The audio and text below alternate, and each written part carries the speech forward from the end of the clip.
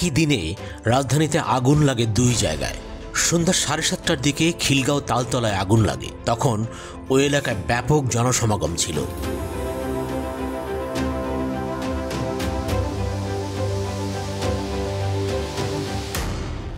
সন্ধ্যার পর তালতলা এলাকায় এমনিতেই বেশি ভিড় থাকে, তার উপর সরকারি ছুটির দিনে চাপ থাকে আরো একটু বেশি।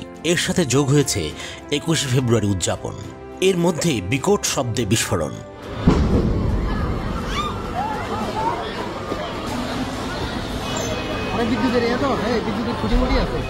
মুহূর্তে আগুন ছড়িয়ে পড়ে, পুরো আকাশ লাল হয়ে যায়।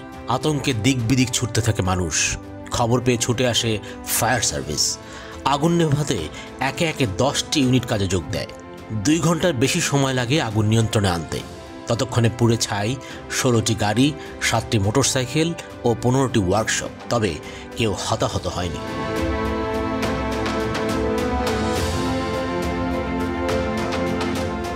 প্রাথমিকভাবে ধারণা করা হয় কোনো একটি সমিলে আগুনের সূত্রপাত। সেখানে শুকনো কাঠ থাকায় আগুন ছড়াতে সময় লাগেনি। এদিকে গভীর রাতে আগুন লাগে রাজধানীর কড়াইল বস্তিতে। এতে পুড়ে গেছে প্রায় 150 ঘর।